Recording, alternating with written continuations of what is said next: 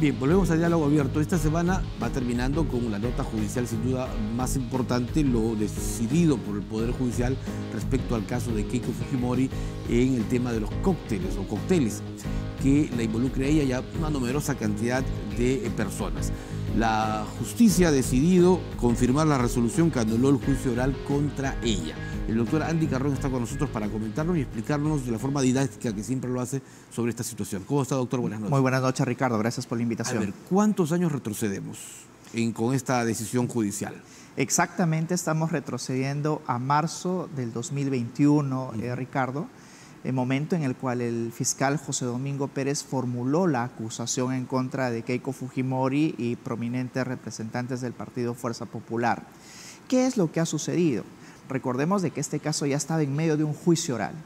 Sin embargo, dos decisiones del Tribunal Constitucional debilitaron ya este caso. El primero de ellos, vinculado al abogado Arsenio Oré, en el cual el fiscal José Domingo Pérez no debió de investigar al ser afectado por el delito de obstrucción a la justicia. Y el último, y el golpe letal, diría yo, al caso que lo formuló en el caso de José Klimper, en el cual el Tribunal Constitucional dijo de que no se habían individualizado las imputaciones, que era irregular y arbitraria la acusación que se le había formulado, porque hay hechos nuevos que se incorporaron en la acusación que no habían sido investigados. Fueron estas dos decisiones del Tribunal Constitucional que llevaron a los jueces, que ya estaba avanzando el juicio oral, a los tres jueces, a tomar finalmente la decisión de que el caso ya estaba debilitado. ¿Se podría entender como errores de los fiscales del caso, de este caso, o al contrario, una buena defensa de Keiko Fujimori? Yo creo que han sido básicamente errores principalmente del fiscal que llevó a cargo esta investigación, que es José Domingo Pérez, pero también error, diría yo, del juez básicamente que ejerció el control de acusación. Porque cuando un fiscal, y para que lo entienda la televidencia, formula una acusación, tiene que pasar un filtro. Y ese filtro, de si el caso está bien formulado o no para que pase o amerite pasar o no a juicio oral, lo realiza un juez de control de la etapa intermedia, que en este caso fue Víctor Zúñiga. Lamentablemente, él no realizó un buen control, devolvió 19 veces para que corrija el fiscal José Domingo Pérez, pasó empujando con todo este caso a juicio oral, pero en el juicio oral se dieron cuenta de que había muchas debilidades. O sea, José Domingo Pérez no pudo, digamos, responder estas 19 observaciones del juez. Bueno, es que yo creo que aquí hubo un trabajo deficiente, no solamente por José Domingo Pérez de no alcanzar a perfeccionar esta acusación, sino además del juez, porque el juez nunca debió de pasar este juicio o permitir que el caso pase a juicio oral si es que no se habían levantado las observaciones que se habían formulado en su oportunidad. Y el problema es de que hemos perdido mucho tiempo, claro, Ricardo. Son 4 años. Tú me decías, ¿a qué etapa volvemos? Bueno, a marzo del 2021, ¿no? Y el problema es de que estamos por ahora en el limbo jurídico, porque lo que ha decidido el día de ayer el Tribunal Superior es de que en efecto el juicio está bien anulado, y que se tiene que anular, por tanto, no solamente el juicio, sino también la acusación. Es decir, que este tribunal va a tener que retrotraer el caso, enviarlo a un juez de investigación preparatoria, a su vez este juez de investigación preparatoria tiene que derivarlo a la fiscalía, que no sabemos si va a seguir llevando el mismo fiscal José Domingo Pérez este caso u otro, y que ese nuevo fiscal o este José Domingo Pérez tiene que volver a presentar la acusación. ¿Tendría que ser la misma o buscar nuevos elementos de convicción? Si presenta la acusación puede otra vez identificar si es que merita o no acusar a algunas personas, archivar a otras o también aportar nuevas pruebas u otras no. Pero la vara está muy alta, Ricardo, porque tenemos ya un precedente del Tribunal Constitucional que le ha dado pautas de cómo tiene que acusarse y además también otro precedente de la propia Corte Suprema, con lo cual esta nueva acusación tiene que ser muy bien formulada de cara a garantizar también el derecho de los imputados. Ahora, ¿cómo queda? Mucha gente se preguntaba, ¿y cómo queda entonces las detenciones que se hicieron de manera preliminar contra Keiko Fujimori en su momento? Ese es un punto crucial de la evaluación ya global del caso, ¿no? Porque si el Tribunal Constitucional y la Corte Suprema han señalado de que hay deficiencias en la imputación, lo que se pregunta mucha gente es cómo es posible que en base a esas imputaciones se haya mandado presa a mucha gente, entre ellas Keiko Fujimori hasta en 3 oportunidades. Eso yo creo que debe de ser un jalón de orejas no solamente para la Fiscalía, sino también para el Poder Judicial. Ha habido en una época una danza de prisiones preventivas en la que casi los jueces eran mesa de partes de la Fiscalía y simplemente si la Fiscalía solicitaba las prisiones preventivas, los jueces lo otorgaban. Estaba el juez Concepción Carhuancho, que en su oportunidad avaló por prisiones preventivas. Luego este último juez, Víctor Zúñiga, sabe que también posteriormente le impuso la prisión preventiva no solamente a Keiko Fujimori, sino también a otros dirigentes. Pero además se apelaron en su momento y se ratificaron, ¿no? Se ratificaron y no solamente participaron estos jueces de primera instancia, sino los jueces de segunda instancia, que por ahora están pasando desapercibidos, porque la pregunta es, Ricardo, ¿por qué no se hicieron los controles en su oportunidad? ¿Por qué tuvimos que esperar a que este caso llegue a la Corte Suprema, llegue al Tribunal Constitucional?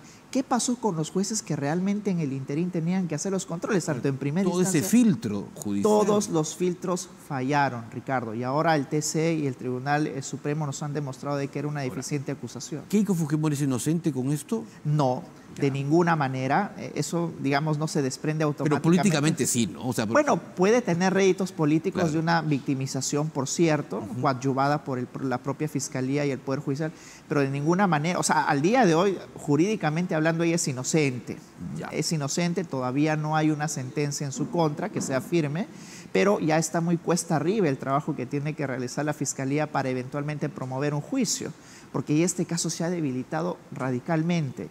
Veamos si es que tiene la Fiscalía capacidad de poder corregir esta acusación y promover una nueva acusación ante el Poder Judicial, pero ya tenemos pronunciamientos tanto del Tribunal Constitucional como de la Corte Suprema que han debilitado definitivamente este caso. ¿Se podría archivar o pasar a cero o no proceder este proceso de investigación contra el Es muy complicado, pero yo creo que sí va digamos, porque además son más de 40 imputados. Alrededor de 46 imputados, claro, incluyendo el propio partido Fuerza Popular como persona jurídica. Pero lo que sí va a ocasionar, Ricardo, es si retrotraemos 4 años, o sea, tenemos que sumar unos 4 u 8 más. Ahora mismo se encuentran en investigación 5 delitos, 2 de ellos que son los más graves, organización criminal y lavado de activos, pero los otros 3 delitos ya podrían prescribir. Con lo cual, al momento de realizada la acusación, va a pasar 1 o 2 años hasta que quizás se realice el control de acusación y eventualmente solamente van a ir a juicio quizás el delito de organización criminal y lavado de activos porque las penas son muy altas y es un poco complicado que esos delitos prescriban. Correcto. ¿Keiko Fujimori podría solicitar indemnizaciones por estas detenciones en su momento que se dieron? Por ahora todavía no, porque el caso sigue en curso. ¿Ya? O sea, no es de que el caso en general se haya anulado, que ya no existan procesos ni investigaciones en contra de Keiko Fujimori y de Fuerza Popular. Sí existen. Lo único que ha sucedido es de que hemos retrocedido 2 etapas, pero aún sigue en la etapa preparatoria este caso.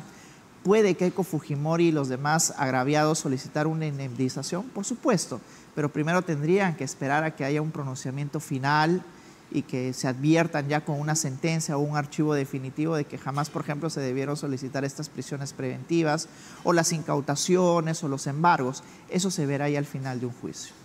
Ahora, Keiko Fujimori, digamos, de alguna manera, se ve fortalecida con esta decisión. Por supuesto. Política y judicialmente. No solamente Keiko Fujimori, recordemos de que hace poco también Vladimir Cerrón ha obtenido 2 importantes decisiones a su favor, tanto del Tribunal Constitucional y también de la Corte Suprema. Yo creo que ambos en estas últimas semanas han obtenido resultados positivos que apuntalan sus candidaturas y que de alguna manera también los victimiza de cara al sistema judicial de persecución pública. ¿Y el Tribunal Constitucional anterior no observó estas irregularidades? El tema es de que cuando se plantean recursos ante el Tribunal Constitucional tiene que pasar mucho tiempo, Ricardo, y ese es el gran inconveniente. Ellos han planteado en su oportunidad primero un recurso constitucional de habeas corpus, ¿verdad? En el caso de Arsenio Oré, por ejemplo, fue una acción de amparo, pero hasta que lleguen estos recursos al Tribunal Constitucional pueden pasar 2 o 3 años. Es por eso que a veces uno piensa por qué tanto tiempo transcurre y por qué otro tribunal es el quien tiene que... Y si uno ve desde el lado político, el actual Tribunal Constitucional se eligió con votos del fujimorismo y del serronismo. Mira, eso es un punto muy controvertido, porque constitucionalmente hablando, los miembros del Tribunal Constitucional son elegidos por el Parlamento y es evidente que la mayoría parlamentaria, en este caso Partido Fuerza Popular o antes que era el Partido Perú Libre, pero se subdividieron en muchos otros, son los que finalmente eligieron a estos miembros del Tribunal Constitucional. Pero eso no necesariamente debe de llamar a sospechas directas de que ellos favorecerían a miembros de sus partidos. puede sí, digamos, llamar la atención, pero en definitiva también deberíamos de sospechar de la configuración anterior del Tribunal Constitucional. Claro. ¿No? Y deberíamos de sospechar, digamos, de todos los tribunales constitucionales, pero querramos o no, es lo que la Constitución señala y debemos de respetar las decisiones que emite el Tribunal Constitucional. Ahora, con estas resoluciones del TC, además de favorecerse Keiko Fujimori, Vladimir Cerrón, ¿qué otros personajes políticos investigados también les alcanza? De hecho, existen recursos pendientes de resolver que no se han planteado ahora con este Tribunal Constitucional. Es decir, no es de que Keiko Fujimori o Vladimir Cerrón hayan buscado que este Tribunal Constitucional los favorezca, sino que son recursos que ya se han presentado hace años, Ricardo. ¿No? Claro. Pudo también haber sido resuelto con la anterior configuración del Tribunal Constitucional.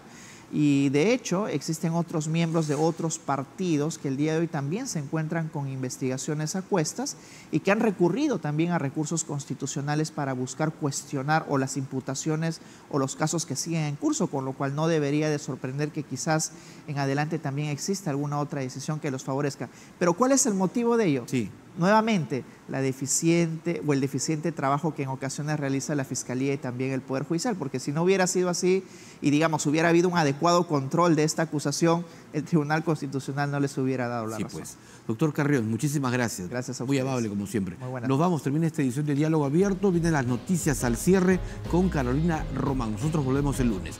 Buen fin de semana.